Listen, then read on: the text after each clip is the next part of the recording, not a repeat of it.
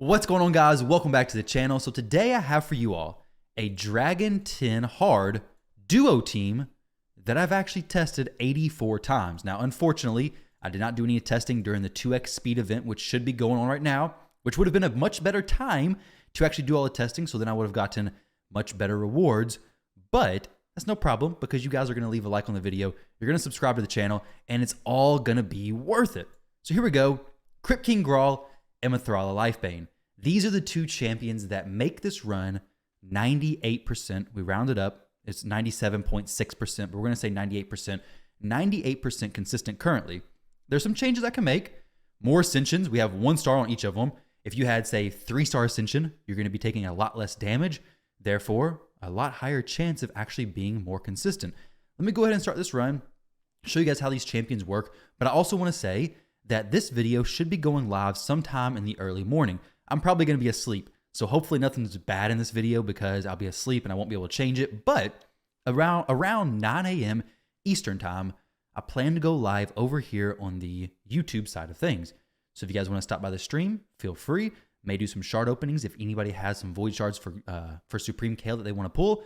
I'll definitely be more than happy to actually pull those. But I do plan to start streaming more frequently on YouTube, and I'll be sharing the schedule with you guys very soon. Now, as far as this run goes, Crypt King Grawl on this very first wave opens with the A2 ability, placing the burn on everybody. And then after that, it's turned off. We never use the A2 again because his A3, every time it's used, it actually extends the burn's duration, okay? So you'll see that it doesn't really, I'll take that back. It doesn't really extend it. It makes it 3 turns. You can see here the A3 ability attacks all enemies, places a freeze debuff for 1 turn and an HP burn debuff for 3 turns on targets already under HP burn.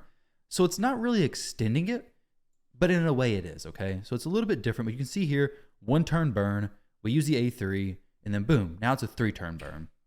So if the burns fall off, it's not gonna be great, but all I have him doing is at A2, then stop using it, and then always the A3. That allows me to go into the second wave, having the A2 ability ready to roll. So let me go A2, and then always use both of them because it doesn't matter because on the dragon, it's gonna be a little bit different. Now this is full auto, of course. I'm not gonna sit and run it in manual for 100 runs. I mean, I don't hate myself, all right? That would be pure hatred. If I sat here and manual this run the entire time, terrible, terrible, terrible, terrible. So here we go. Here's the actual pictures, guys. This is what you want to see, okay? This is the proof right here. We're going to hide this in the background because the waves are no problem whatsoever. Don't pay attention to the builds yet because sometimes RSL Helper has a little bit difference on the stats than I actually have, so I'm going to show you guys in there, all right? Here we go. The first one, 47 out of 47. The next group is 35 out of 37. What I've done is I went ahead and changed up the foods because sometimes the foods survive a little bit longer, a little bit less. Maybe they make it to the boss, probably not, but I want to make sure that even with different food champions, the run is still going to be 100%. You can see here, all the food's dead, so it really doesn't matter to be honest. But totaling these runs up, we've done 47 plus, what was it, 37? Yeah, 47 plus 37 is going to give you that 84 number. So then 82 divided by 84 is at 97.6%. We're going to round it up to 98% success rate. 98% success, Dragon Stage 10 hard with these builds of these champions. I'm very happy with this. I try to only share stuff with you all, especially on the official runs like this. That's at minimum 95%. 95% is kind of like that range, like, hey, is it worth it to run food? Is it worth it to do this? I need to squeeze a little bit more out of the builds, but 98%, I mean, that's just 3% resistant, basically. So sometimes you're gonna get crit back to back. Sometimes you're gonna get a bunch of poisons placed.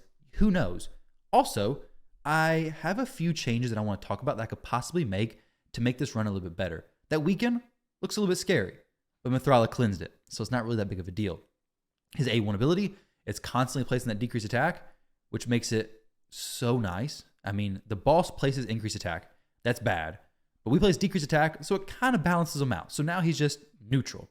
Still bad, but a little bit more neutral than having that increased attack on him as well. Mithrala laying down the poisons like crazy, which helps out immensely. I have her set to open with that A1 ability on that wave 3. 3 minutes and 38 seconds, and I even paused in the beginning. That's not too bad. We're going to keep it. We'll roll it maybe, but honestly, I'm probably not going to use it. Now, as far as these champions presets go, for Crypt King Grawl, like I said, opening with the A2 ability, never using it again, then prioritizing the A3 ability. Round 2, prioritize A2, prioritize A3, 1 and 2, you can see it. In the round 3, we prioritize the A2 ability because the A1 ability has a 100% chance of placing the decreased attack if they're already under burn. So we want them under burn as much as possible. Mithrala, round 1, round 2, and round 3. This is very important because you want to load up the poisons as much as possible. So I have her opening with this. Have this turned off. Whenever I had it turned on, I was getting like an 80% run rate, which is weird because in my head I'm saying, okay, the increased defense should help me, but it was helping me survive, but the dragon was scaling up, getting more chances to kill me, so having the more poisons was just that much better. Now this A3 ability, I'm considering turning it to number 1 priority, but I'm not really sure because this has been 98% success, so I kind of want to keep it where it is. I do believe getting some more ascensions on both these champions will help out quite a bit. The first 2 levels is what, 2.5% damage mitigation, and then the next like 3 to 6, I think it's like 5% per level, which is huge. I mean, if you have like a 3-star Ascendant Crypt King Grawl or a 3-star Mithrala, then you're going to be even that much better off. You may actually be 100% success, and I don't think that's a stretch at all. Now, as far as these champions builds go, Mithrala is in a bolster set. I like this a lot. Bolster kind of makes sense for PvP. I mean, it makes a lot of sense for PvP, but it kind of makes sense for her in PvP. She has a good base HP. I'm not using her a ton in the arena right now, but I feel comfortable with this build. If I want to throw her in the arena, it's going to work fine. I could build her a little bit better for the accuracy and resistance, but that's neither here nor there. For this specific build, bolster plus perception, that's working very well for her, focusing HP, defense, and then very good speed. We have 263. It's not specific speeds needed, but you want to be faster than the boss once you get to the boss. Depending on if you have different speed boosting masteries like Spirit Haste, like Whirlwind of Death, you may need to be at the boss speed of, let's see, the boss speed over on the Hellhaze website, the Raid Stages tool, the boss speed is 250. So say 251 is going to be your goal when you actually get to the boss. You may need to go a little bit more speed or a little bit less speed. So the speed, very, very important. You want to make sure you're faster than the boss. As far as the accuracy and resistance, these are the numbers you're wanting to shoot for. So resistance, the boss has 320 resistance, meaning you're going to need to bring 345 accuracy. The boss has 330 accuracy, meaning you're going to need 435 resistance, which is a lot of resistance. However, if you already know about Mithrala, she takes her accuracy and builds it into the resistance. Her passive says also increases this champion's resistance by the amount by which it is increased is equal to the amount of accuracy this champion has. So since she has 386 accuracy plus 186 resistance, she now has a total of 572 resistance. So just build her with the accuracy and the resistance will fall into place pretty easily. So Mithrala is a very easy champion to build to meet these requirements, but the next champion, not so much. But as far as her skills, she's fully booked, definitely fully book her. Brimstone, maybe needed. It definitely helps speed up the run. I can't say for sure if it's needed or not because I haven't tested it without it, but definitely get Brimstone, get the Ascensions. It's going to help you out so much. As far as having her in the aura spot, you could. If you have a hard time hitting the accuracy requirements, throw her in the lead. It's going to lower your accuracy needs for both her and Crypt King Grawl, but you're going to get the less HP. So Crypt King brings an HP aura, so just balance that out. Whatever one you have more trouble hitting, put that one in the aura spot, and it should be perfectly fine. As far as her masteries, this is what we have. This is kind of like a PvP build type thing, but you can change this up a little bit. This is what I have. This is what's worked. So if you do deviate from it, keep in mind it may make the runs a little bit less consistent. Now, moving on from Mithrala, let's go to Crypt King Grawl. Actually, let me show you her pieces of gear. Some people like seeing this. It does help with the actual build. So here we go. We'll show you the gear pieces. Also, make sure you have the counterattack stuff. The counterattack masteries are very good. If you have any revenge accessories, which you should be buying in the shop, every chance you get, honestly, buy them. Because every time the dragon hits, you have a chance of using the A1 ability, placing the poisons, and killing the dragon even faster. So now with Crypt King Grawl, let me go through his gear first, and then we'll go into his actual stats. Now, this next piece of gear you're about to see, don't be intimidated. It's pretty impressive, I know. Quad roll speed. So nice, but it's not needed either. All right, so Regeneration plus Defiant.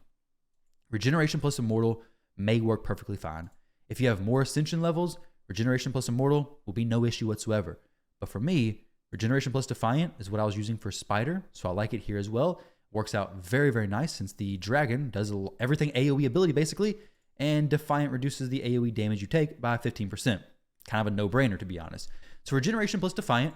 Defiant's a pay-to-win set, I guess, but honestly, the Forge Pass is probably one of the best deals you can get. I think it's a huge value. So as far as his stats go, 70,000 HP, 2,500 defense. I wish I could get my defense higher, but unfortunately, my chest plate is a resistance chest plate. I did roll at 4 resistance, so I'm going to go in here and I think fully upgrade this and then make some changes on his gear, but I wanted to show you guys this video with this build before I started doing that because I'm going to bump up his stats hopefully quite a bit. It's going to free up some room for the resistance, so hopefully that works out very well. But his bottom row pieces, we have a triple roll there.